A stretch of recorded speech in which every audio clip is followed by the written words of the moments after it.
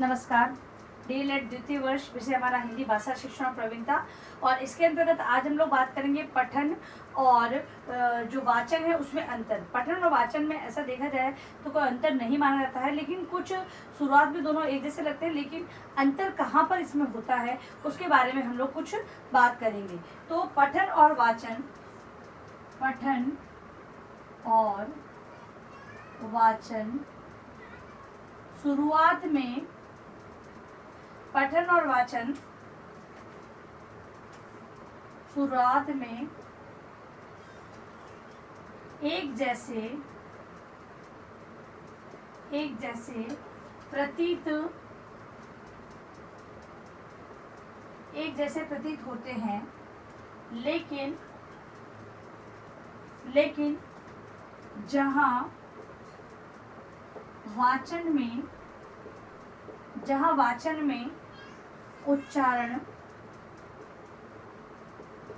लय, गति, आरोह अवरोह,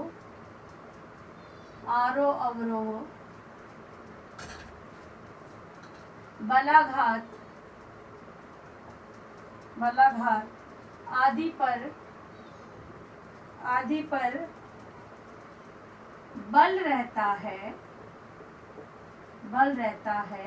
वहीं पठन में समझ पर बल रहता है। देखिए, अब दोनों में अंतर है वो बहुत ही कम, मतलब कि ये कहें कि हम लोग बोलते हैं पढ़ना और वाचन करना, दोनों को हम लोग एक ही मानते हैं, होता दोनों एक ही, लेकिन जहाँ पर हम अंतर की बात करें वहाँ पर वाचन है वो उच्चारण, लय, गति, आरोह अवरोह, बालाघात आदि को ध्यान में रखकर होता है। और पठन के अंतर्गत समझ विकसित की जाती है, समझना बहुत ही आवश्यक होता है। तो हम लोग कुछ जानकारी प्राप्त करते हैं इसी, जैसे कि दूरदर्शन, एक उदाहरण ही समझ लिए, दूरदर्शन, आकाशवाणी आदि जनसंचार माध्यमों पर समाचार प्रसारित होते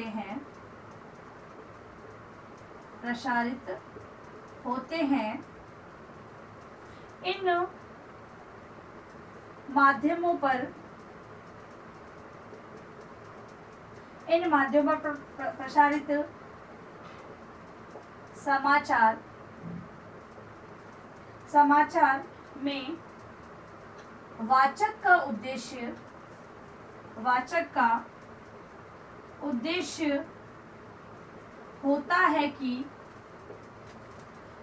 होता है दर्शक या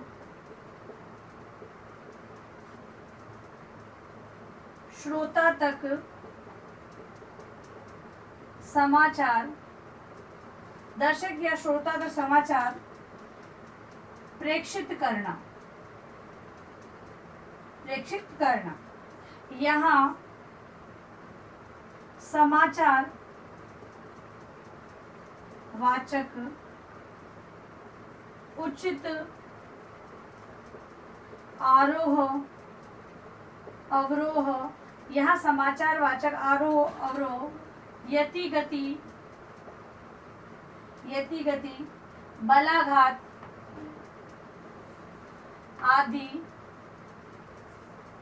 के साथ विराम चिन्हों का उपयोग करते हुए संपादकीय विभाग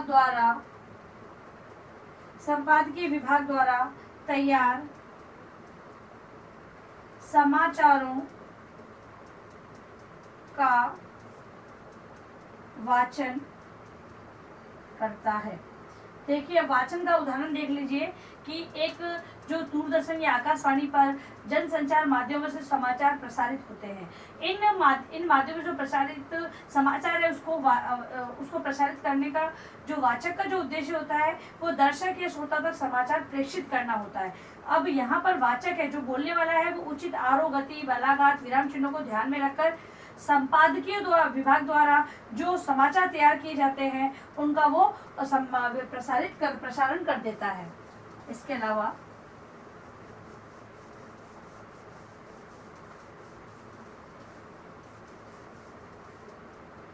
संभव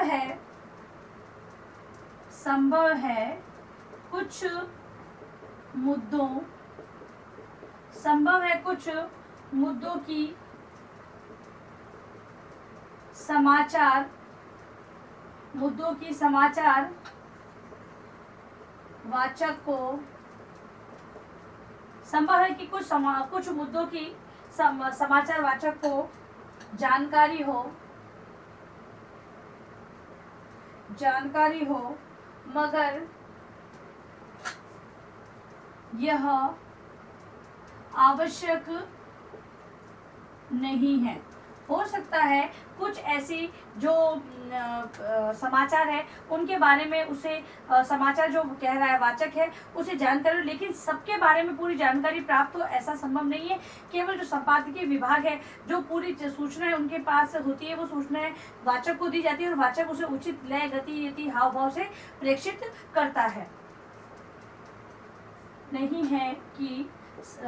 आवश्यक नहीं है कि वह इन सभी विषयों के निहितार्थ को गहरी समझ रखता हो। उसका उद्देश्य मतलब वाचक का उद्देश्य, उसका उद्देश्य तो तैयार सामग्री को भली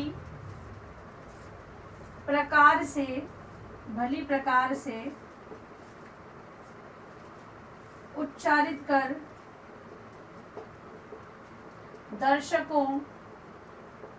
दर्शकों श्रोताओं तक पहुंचाना होता है। पठन असल में वाचन का अगला पड़ाव है। इसमें ये सारी बात हमने वाचन की करी थी, अब है पठन। तो पठन है वो अगला पड़ाव है। इसमें पाठ्य वस्तु के विविध संदर्भों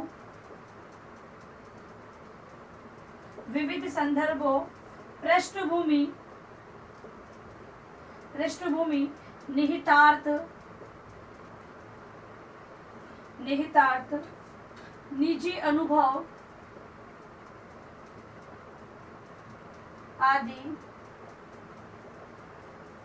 जुड़ जाते हैं। तो हमारा वाचन और पठन दोनों का कॉन्सेप्ट क्लियर हुआ कि वाचन के अंतर्गत उचित लय, गति, वति को ध्यान में रखकर किया जाता है और जो पठन है वो समझ विकसित करते हैं, उसमें निहित अर्थ को, अनुभव को, पृष्ठभूमि को, पाठ्य वस्तु को समझते हुए पढ़ा जाता है, वो पठन कहलाता है। और वाचन है वो यति, गति, लय को ध्यान में रखते हुए किया जाता है। तो इस प्रकार से हम लोगों ने आज देखा पठन और वाचन में अंतर की बात हम लोगों ने की है, जो उदाहरण के रूप में हम लोगों ने समझी है। अब इसी को आप अपने गृह कार्य प्रश्न के रूप में लिखेंगे। तो लिखिए प्रश्न गृह कार्य आपका, पठन और वाचन में अंतर को उदाहरण सहित स्पष्ट करें, उदाहरण सहित स्पष्ट करें। ठीक है, अब अंत में इस महामारी के दौर में कम से कम ये आवश्यक कार्य होने पर ही आप लोग घर से बाहर निकले। बाहर निकलते हुए 3 बातों का विशेष ध्यान रखना होगा आपको। मास्क लगाना है, सोशल डिस्टेंस बनाना है, हाथों को बार बार सैनिटाइज करते रहना है। सुरक्षित रहे, सभी का ध्यान रखें। धन्यवाद।